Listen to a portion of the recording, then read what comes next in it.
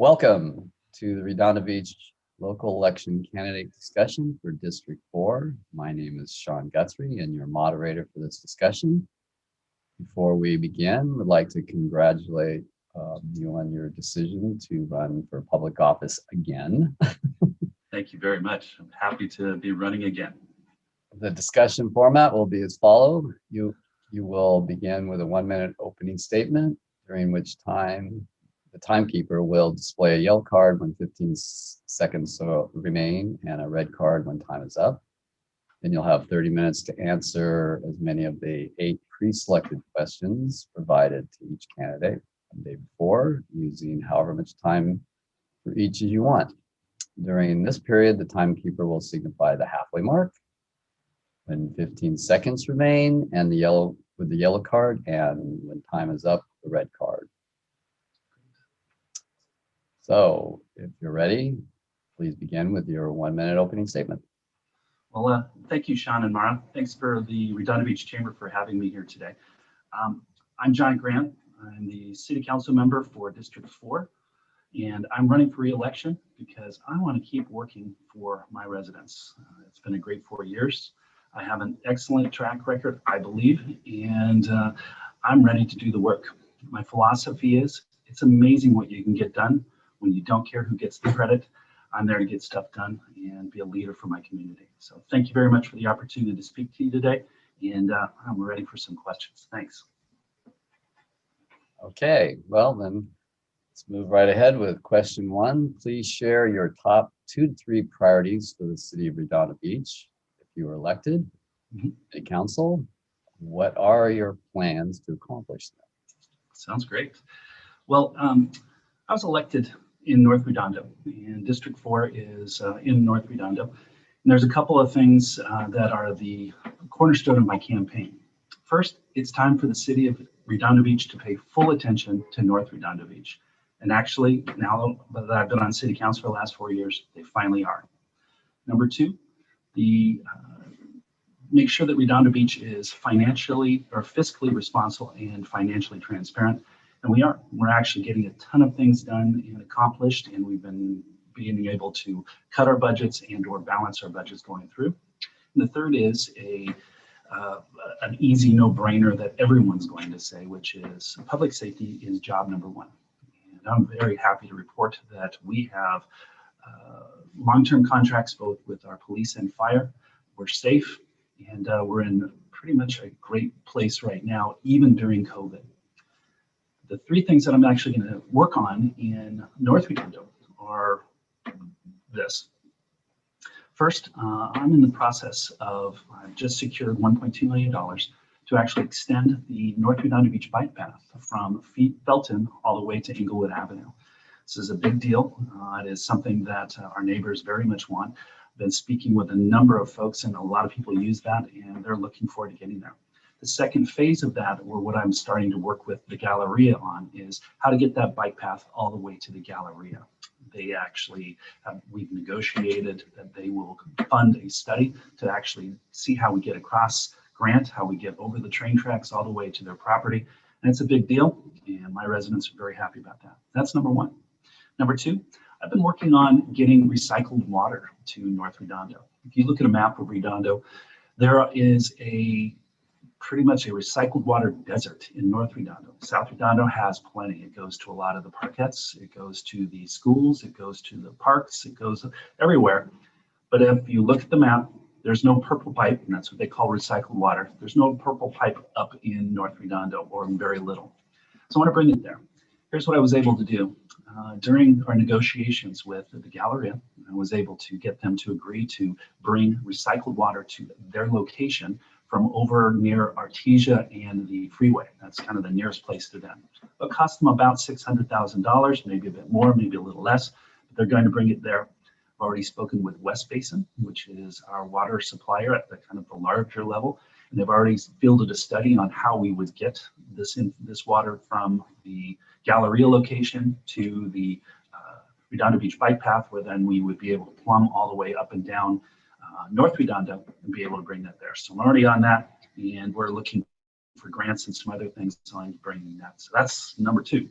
Number 3, The ACAP, which is the Artesian Aviation Corridor Planning Document, has just been submitted and or accepted by the City Council, and I'm very happy. I've been working on that for the last 5 to 6 years as it's gone through the GPAC, it's gone through the Planning Commission, it's gone through City Council vetting, it's been there, and now it's time to get the work done. The main question that we're going to be doing or working on in my next term is working on parking ordinances so that we can actually flip some of those buildings and start to get some movement, get some restaurants in there. Parking ordinances are what are holding down the ability for us to really attract businesses to that, great businesses to Artesia Corridor. So those are the 3 things I'm working on. I ask for people's vote to do so. I'd like a second term to finish these projects and make sure that North Redondo is getting the attention it deserves. So thanks, Ryan. Great. Question 2. In addition to disrupting all of our lives, the COVID-19 pandemic has hit local businesses especially hard. What resources and assistance would you advocate for to assist businesses throughout the safely reopening process? Sure. Well, the couple of things that we've already done and what I think and I would like to expand on if possible is the CARES Act. The CARES Act funnels money from the federal government through the state, down through the county, into our city. I was able to actually secure $20,000 specifically for Artesia Boulevard in the form of grants for these businesses that had to reopen during COVID, grants up to $2,500 reimbursement, and we've got a full subscription. So those are all there, and we're finally getting through all the process. There's also a thing called CDBG funds that augment that, and we've been able to actually create grants there as well. So what we did is we did that for Artesia Boulevard, and I was there. I walked the entire Artesia Boulevard, talked to every business that I could drop a flyer off, let them know about this, and I was actually personally able to help at least 20 different businesses apply for this. They're filling out the applications, and we're going to see if we can get the money. That's going to help. It doesn't solve the problem, but it helps. The program was so popular that we actually now, as a council, we actually allocated $40,000 for the rest of Redondo Beach to do up to $2,000 grants in those same CDBG and CARES Act funds, and that's been very good.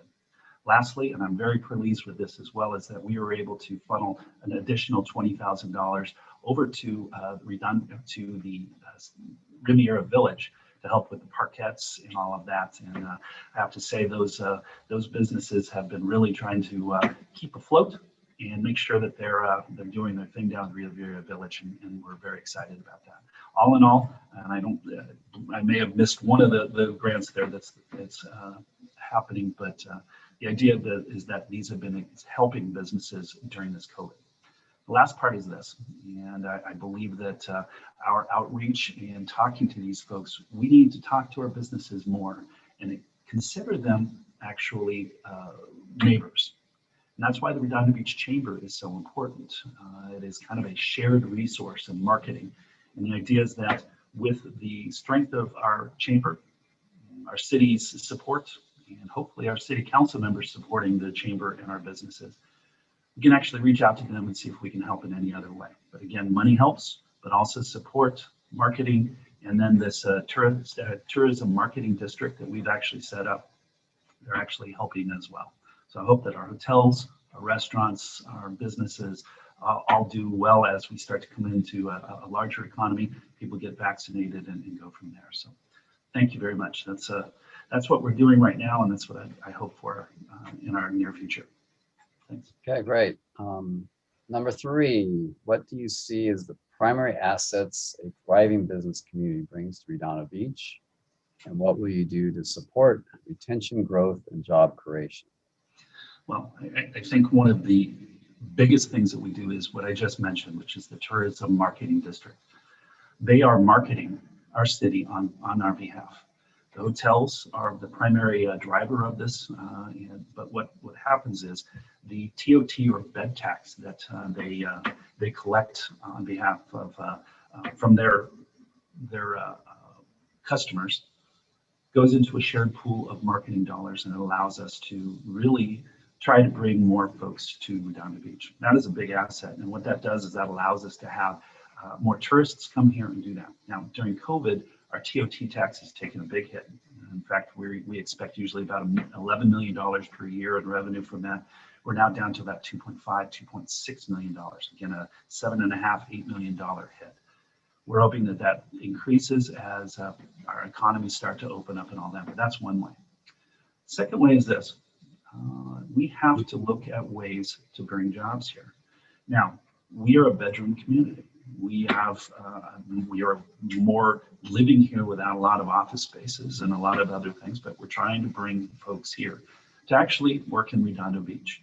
In my district, the Galleria has some offices that are going to be going in at the Galleria location. We're actually trying to revitalize the Artesia corridor, again, through this ACAP or the planning, where we're starting to rezone a bit, where we can hopefully attract some more businesses there as well. But the idea is we have a couple of things we have to do. We have to look at how to get jobs here.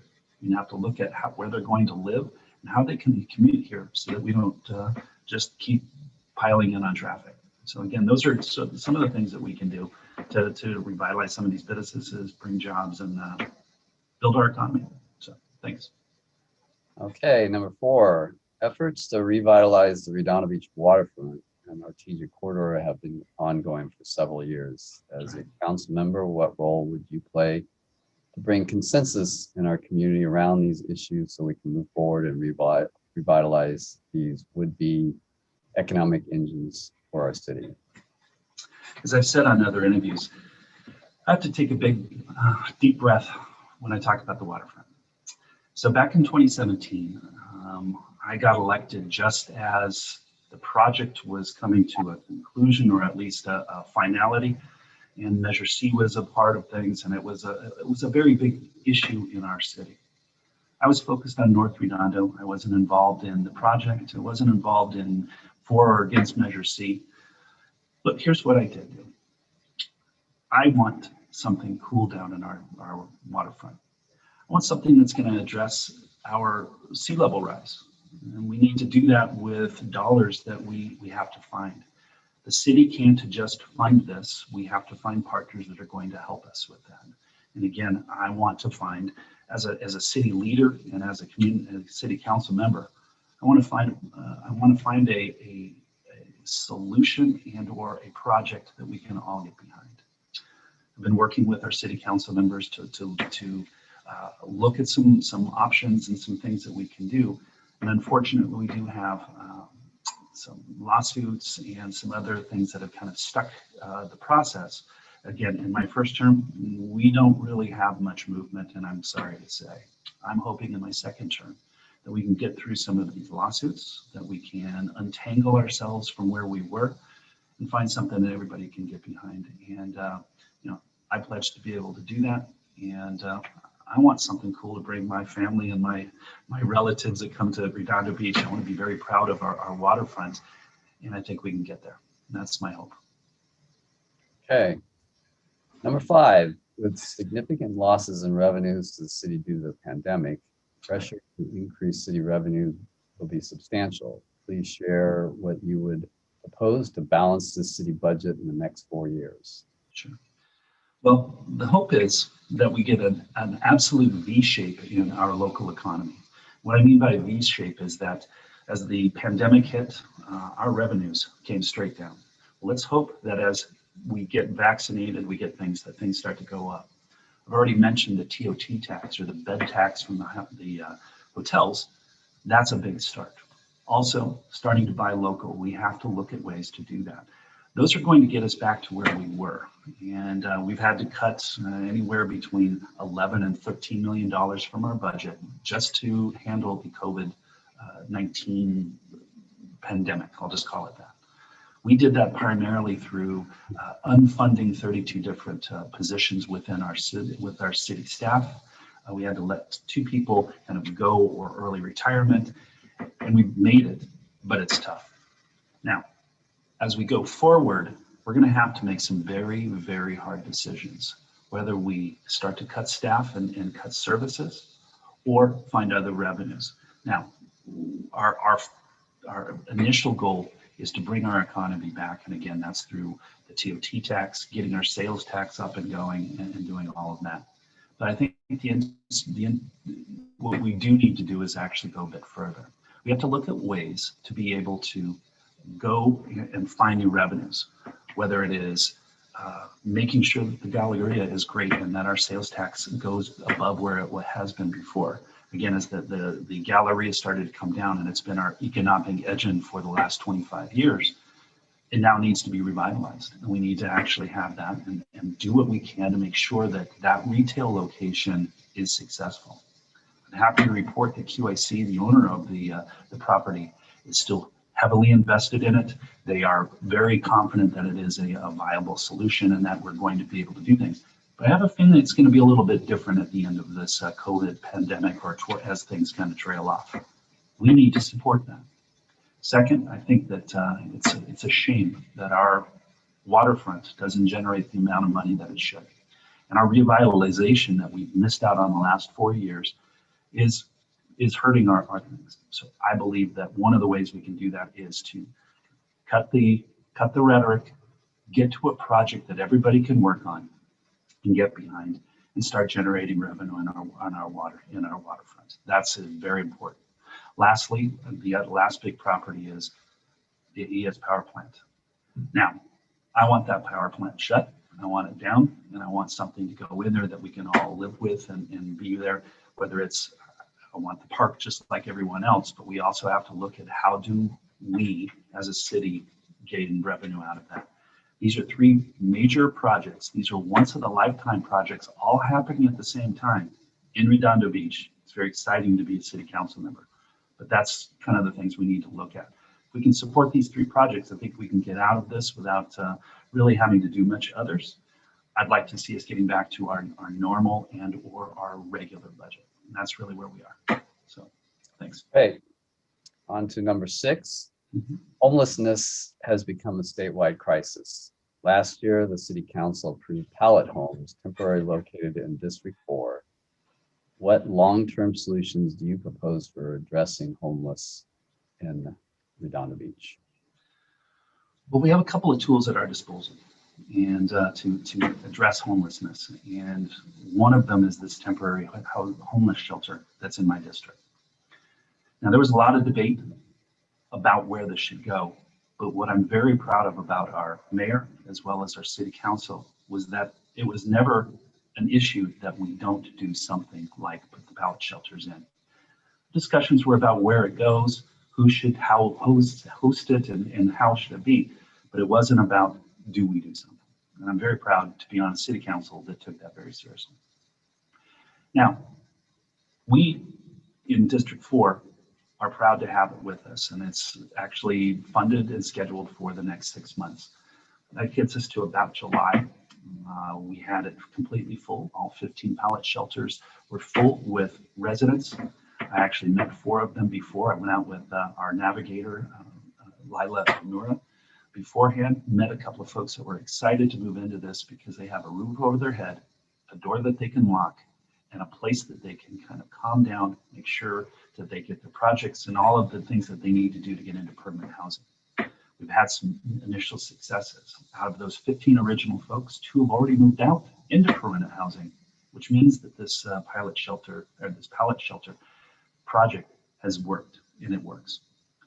I think what we need to do in the long term is look at potential funding for this on an ongoing basis, but we don't have that, so I can't really speculate about that. But here's what we can do. We can make sure that we have monies set aside for Harbor Interfaith, which is our navigator and the folks that are running our shelter for us. Looking at additional vendors like CityNet, which we just hired as a North Redondo Beach navigator to work with Harbor Interfaith. Make sure that our accounts are correct and that we're starting to look at ways where we can comply with Martin versus Idaho, or the lawsuit or the legal precedents that are set out there. What we have is we have a number of folks that are experiencing homelessness in our neighborhoods and in our city.